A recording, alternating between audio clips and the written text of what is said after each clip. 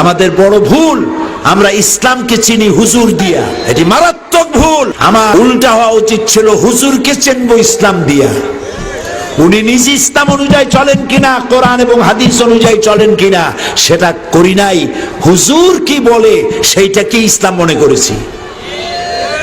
এই জন্য ইসলামকে জানার জন্য সব থেকে নির্ভরযোগ্য যে কিতাব, নির্ভুল যে কিতাব, তার নাম কোরআন মাজিদ। তার নাম কি? চিল্লায় বলো। সেই কোরআন আর রসুল, রসুলের চরিত্র সম্পর্কে মা আয়েশাকে জিজ্ঞেস করা হয়েছে, মা রসুল্লাহর চরিত্র কেমন? রসুল্লাহ বলেছেন, কোরআন পড়ো নাই? কোরআন তো পড়েছি। কোরআন যদি পড়ে থাকো তাহলে আমার কাছে রসুলের চরিত্র জানতে কেন এসেছো? যেটা 30 পারা কোরআন সেটাই রসুলের 23 বছরের নবুয়তের জীবন। যেটা রসুল সেটা কোরআন, যেটা কোরআন সেটা রসুল। সুবহানাল্লাহ।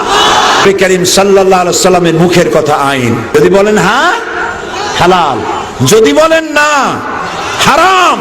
এই জন্য রসুলের কথা মানা, আমরা রসুলকে বুঝি নাই, যার জন্য লোকেরা বলে রসুলের কথা মানা সুন্নত। এটি মারাত্মক ভুল। রসুলের কথা মানা সুন্নত নয়। মা আতাকুমুর রাসূলু ফাখুযুহু ওয়া মা নাহাকুম আনহু ফান্তাহু। রসুল যা আদেশ করেছেন, যা আনয়ন করেছেন, যা বলেছেন সেটা গ্রহণ করো, যা নিষেধ করেছেন বিরত থাকো। আল্লাহর কথা অনুযায়ী রসুলের কথা মানা ফরজ। নবী করিম সাল্লাল্লাহু আলাইহি ওয়াসাল্লাম তিনি হ্যাঁ বললে হালাল হয়, না বললে, শুধু তাই নয়, হ্যাঁ বললে হালাল হয়ে যায়, না বললে হারাম হয়ে যায়। আঙ্গুল উঁচু করলে চাঁদ 2 টুকরা হয়ে যায়। পাও যদি উঁচা করেন আল্লাহর আরশে চলে যান। কোন ব্যাপারে যদি আল্লাহর কাছে কিছু বলার দরকার হয়, হাত উঠানো লাগে না, মুখ খোলা লাগে না, মনে মনে এরাদা হতে দেরি আছে, মঞ্জুর হতে দেরি নাই। এই জন্য ইব্রাহিম আলাইহিস সালাম হচ্ছেন খলিল, আর মুহাম্মদ সাল্লাল্লাহু আলাইহি সাল্লাম হচ্ছেন হাবিব। একজন খলিলুল্লাহ, আরেকজনে হাবিবুল্লাহ। খলিল আর হাবিব পার্থক্য কি? খলিল মানেও বন্ধু, হাবিব মানেও বন্ধু। তাহলে শব্দ দুইটা কেন? দুটো শব্দ এই জন্য, খলিল বলা হয় ওই ব্যক্তিকে, খলিল বলা হয় ওই ব্যক্তিকে যিনি তার বন্ধু, যিনি তার জন্য না পারেন এমন কিছু নাই, সব পারেন। যেমন খলিলের বন্ধু হচ্ছে আল্লাহ। খলিলের বন্ধুকে আল্লাহ। ওই আল্লাহর জন্য ইব্রাহিম আলাইহিস সালাম আগুনে পড়তে পারেন।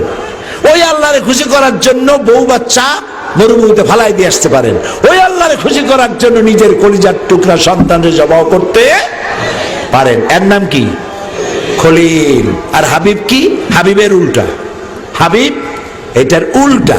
এখানে হাবিব হচ্ছেন মুহাম্মদ সাল্লাল্লাহু আলাইহি সাল্লাম, আর তার অপর যিনি তাকে ভালোবাসেন, হাবিব বলে ডেকেছেন, তিনি হচ্ছেন আল্লাহ।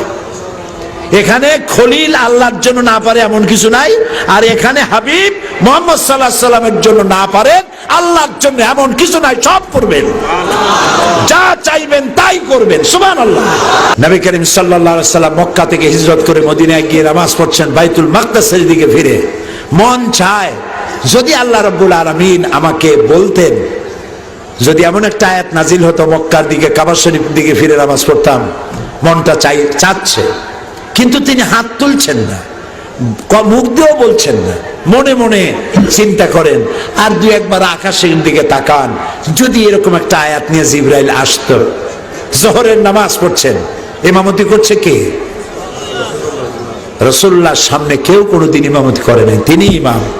তিনি ইমামুল মুরসালিন, ইমামুল মুত্তাকিন, সমস্ত নবীদের ইমাম। সুবহানাল্লাহ।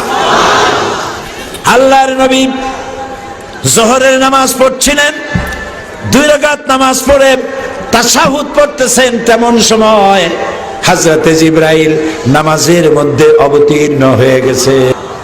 অন্যান্য নবীদের বেলায় ওহীর জন্য বলা হতো, ঈসা ওহী দেওয়া হবে অমুক জায়গায় যাও, ও মুসা ওহী দেওয়া হবে অমুক পাহাড়ের কাছে যাও। এক এক জায়গায় পাঠানো হতো ওহী আনার জন্য, কিন্তু রাসূলের ব্যাপারটা ছিল ভিন্ন। রাসূল যেখানে ওহী সেখানে। নামাজের ভিতরে হযরতে জিবরাইল এসে ওহী নাজিল করলেন, قد نرى تقلب وجهك في السماء। হে নবী, আমি বারবার লক্ষ্য করেছি আপনি আমার আকাশের দিকে তাকাচ্ছেন, আপনার মনের নিয়ত হচ্ছে মক্কা শরীফে কাবা শরীফের দিকে ফিরে নামাজ পড়বেন। আপনার দিলের আরজু পুরা হয়ে গেছে, মঞ্জুর হয়ে গেছে, বাকি নামাজ কাবার দিকে মক্কার দিকে ফিরে আদায় করুন। জোহরের বাকি 2 রাকাত নামাজ রাসূলুল্লাহ মক্কার দিকে ফিরে পড়লেন। সেই মসজিদ এখনো আছে, মসজিদে কিবলাতাইন। আরো জোরে বলেন আমিন।